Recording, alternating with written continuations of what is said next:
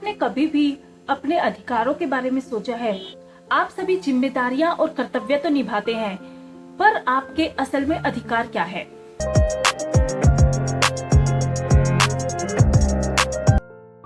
Hello, मैं हूं अंबिका, आपकी अपनी लाइफ कोच, और मैं हेल्प करती हूं आपके जैसी ब्यूटीफुल लवली मदर्स की जो अपनी लाइफ में अपने पर्पस को और आइडेंटिटी को ढूंढ रही है। Give me some sunshine, give me some rain, give me another chance, wanna grow up once again.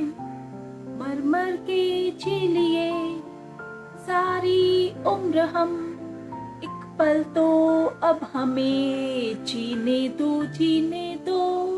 क्या आपने कभी ऐसा महसूस किया है कि आपके हाथ में कुछ भी नहीं है? आपको अपनी ड्यूटीज तो सभी पूरी करनी है, पर अपनी लाइफ को कैसे जीना है उसका कोई भी अधिकार आपके पास नहीं है।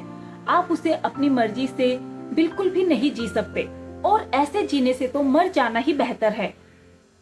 अगर आपने ऐसा महसूस किया है तो आप बिल्कुल सही जगह पर है, क्योंकि जब हम अपनी लाइफ में अपनी ड्यूटीज को निभाते रहते हैं तो वो एक स्टेज कभी ना कभी जरूर फील करते हैं जहाँ पर हम अपने आप को रिस्पेक्टेड, वैल्यूड फील नहीं करते, कोई भी हमें नहीं सुनता है, हम अपने आप को अनहर्ड फील करते हैं और हम चाहते हैं कोई हमें सुने, हम जो कर रहे हैं उसकी वैल्यू करे, हम जिस काम के लिए हमने अपनी पूरी लाइफ दे दी उसकी कोई रिस्पेक्ट करे, पर वो हो नहीं पाता।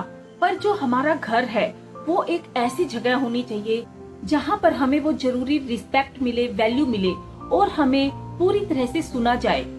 तो क्या आप चाहते हैं आपकी लाइफ में भी ऐसा हो? तो हमारे साथ बने रहिए और इस वीडियो को एंड तक सुनिए, जिससे कि आप अपनी लाइफ में इन चीजों को ला सके और अपने आप को पावरफुल बना सके और अपनी लाइफ को वर्थ लिविंग फील कर सके। कुछ ऐसी बातें हैं जिन्हें सही से नहीं समझा जाता जब हम घर पर रहते हैं उसके बारे में, तो उन्हें हम एक एक करके जानते हैं और उन्हें कैसे ठीक किया जा सकता है उसके बारे में भी बात करते हैं। क्योंकि घर पे रहना सिर्फ अपने रोल को, अपनी ड्यूटी को पूरा कर देना ही नहीं होता और अपनी सीमाओं को भी सम्मान देना होता है। So number 1 is the right to personal space and time.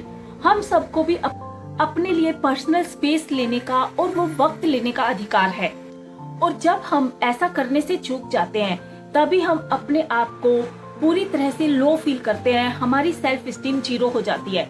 पर जब हम अपने आप के लिए थोड़ा वक्त देने लगते हैं, अपनी सेल्फ केयर पर ध्यान देते हैं, तो हमारी सेल्फ स्टीम हाई होने लगेगी और हम अपने आप को जूस्ड और स्क्वीज्ड फील नहीं करेंगे, और हम इस भावना से नहीं भरेंगे कि हमें सिर्फ और सिर्फ दूसरों के लिए करना है, कोई भी हमारे लिए नहीं करता या कोई भी हमें नहीं सुनता। क्योंकि जब हमारा अपना कप फुल होगा तो हम दूसरों की और बेटर केयर कर पाएंगे और उन्हें और ज्यादा प्यार कर पाएंगे।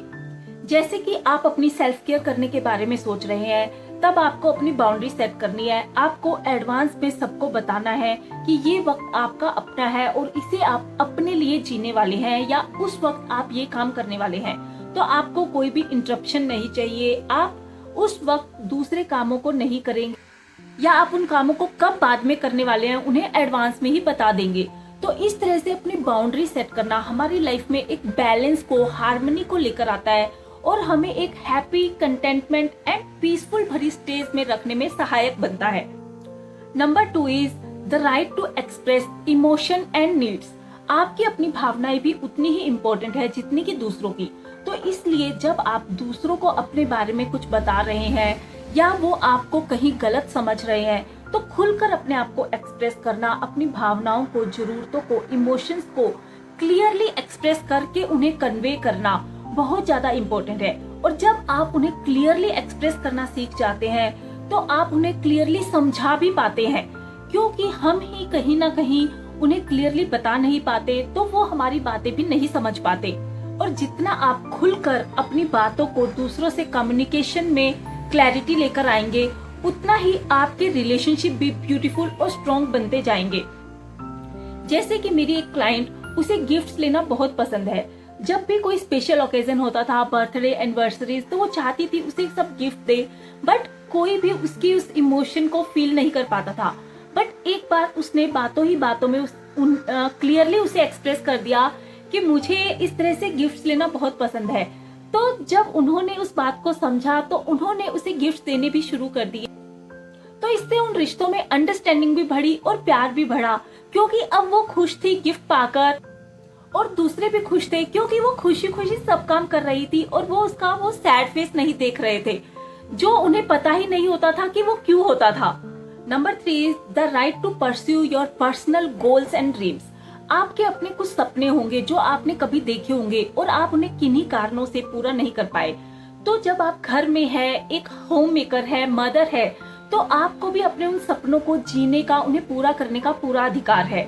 जैसे कि मेरी एक क्लाइंट है जिन्हें पेंटिंग्स करने का बहुत शौक था और वो उसे हमेशा से करना चाहती थी क्योंकि वो उसकी हॉबी थी और वो एज अ हॉबी उसे हमेशा करती थी, बट अब वो कुछ कारणों से उसे नहीं कर पाती थी। पर जब उसने अपने उस पैशन को फिर से जाना और जगाया और फिर से अब उसने उसे करना शुरू किया, तो वो अपने आप ही हैप्पी रहने लगी और उसे अपने उस बदले हुए मूड में, अपने बदले हुए इमोशंस में चेंज को देखकर खुद ही हैरानी होने लगी कि अब मैं ऐसा कैसे फील कर रही हूँ। सो जब हमारे जो भी गोल होते हैं, जो भी सपने होते हैं, जो भी डिजायर होती है या कोई पर्सनल एक हॉबी होती है, उसे जब हम जीने लगते हैं तो वो हमारी लाइफ में बहुत बड़ी चेंज को लेकर आता है और धीरे धीरे उसने अपने घर को एक आर्ट गैलरी के रूप में भी कन्वर्ट कर दिया और जिससे लोग भी आकर देखने लगे और इंस्पायर होने लगे। तो क्या आप इमेजिन कर सकते हैं हमारी वो छोटी हॉबी कितना बड़ा रूप भी ले सकती है आगे चलकर। नेक्स्ट इज रिश्तों में संघर्ष को कम करना। जब हमारे रिश्ते म्यूचुअल अंडरस्टैंडिंग और कोलैबोरेशन पर टिके होते हैं, तब हम रिश्तों में किसी भी संघर्ष को आसानी से दूर कर लेते हैं। जैसे एक हस्बैंड वाइफ की अगर हम बात करें, तो जब हम एक दूसरे को अपनी बातें नहीं समझा पाते और हम दूसरों की बात भी नहीं समझ पाते, जब हमारे रिश्तों में वो म्यूचुअल अंडरस्टैंडिंग नहीं होती, तब हम सभी स्ट्रगल्स को फील करते हैं। पर जब हम धीरे धीरे एक दूसरे का साथ देकर आगे बढ़ने की भावना से अपनी बातें रखते हैं और दूसरे की बातें भी समझते हैं, तो हमारे वो रिश्ते ट्रस्ट पर, विश्वास पर, म्यूचुअल सपोर्ट पर, कोलैबोरेशन पर टिके होते हैं। अक्सर ऐसा होता है ना, हम सोचते हैं कि हम दूसरों पर डिपेंडेंट है या हम अपनी मर्जी से कुछ भी नहीं कर सकते, पर जब हम इस सोच से बाहर निकलकर म्यूचुअल अंडरस्टैंडिंग से, म्यूचुअल कोलैबोरेशन की बात सोचकर इस घर रूपी गाड़ी को चलाते हैं, जैसे बोलते हैं ना हस्बैंड एंड वाइफ एक गाड़ी के दो पहियों के जैसे होते हैं, वो दो व्हील है, अगर एक भी काम नहीं दे या एक भी साथ नहीं दे तो ये गाड़ी नहीं चल सकती। तो उसके लिए वो म्यूचुअलिज्म होना, वो कोलैबोरेशन होना, वो कोऑपरेशन होना बहुत ज्यादा जरूरी है। तो आप भी जब अपने रिश्तों में उन स्ट्रगल्स से निकलना चाहते हैं, तो हमेशा ये याद रखिए कि आप दोनों वो गाड़ी के दो व्हील्स है जिनमें से किसी एक के बिना भी काम नहीं चल सकता। Last but not the least, overcoming challenges and setting boundaries. यानी कि जब भी आपको लगे कि वो ऐसे कौन से काम हो रहे हैं आपकी लाइफ में जिसके कारण आप अपने आप को प्रायोरिटाइज नहीं कर रहे या आप अपने आप को नेग्लेक्ट फील कर रहे हैं, तो कौन से ऐसे स्टेप लेना जरूरी है, उन्हें देखना शुरू करिए जो आपकी सेल्फ रिस्पेक्ट को बचा सके, आपको अपने सेल्फ लव को बढ़ाने के लिए काम करने में हेल्पफुल बन सके।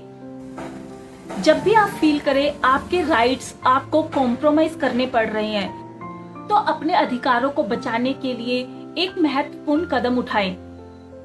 क्लियरली अपने आप को एक्सप्रेस कर और आप क्या कर रहे हैं, क्यों कर रहे हैं और क्या नहीं कर रहे हैं, उन सब बातों को क्लियरली म्यूचुअल लेवल पर एक्सप्रेस करके अपनी उस हेल्दी बाउंड्री को सेट करिए, जिससे कि आप अपने आप को सफर होने से, प्रेशराइज होने से बचा पाएं।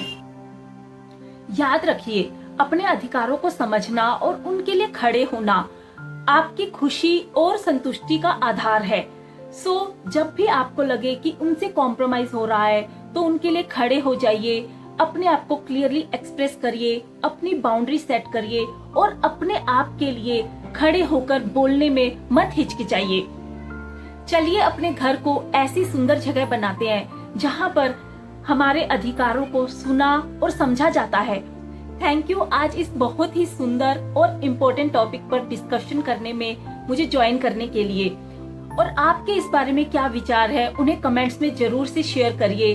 और अगर आपको ये हेल्पफुल लगा तो इसे अपने ही जैसे अमेजिंग मदर्स और सोल्स के साथ जरूर से शेयर करिए, जिससे वो भी इनका फायदा उठा सके। और अपनी लाइफ में हैप्पीनेस एंड कंटेंटमेंट को ला सके।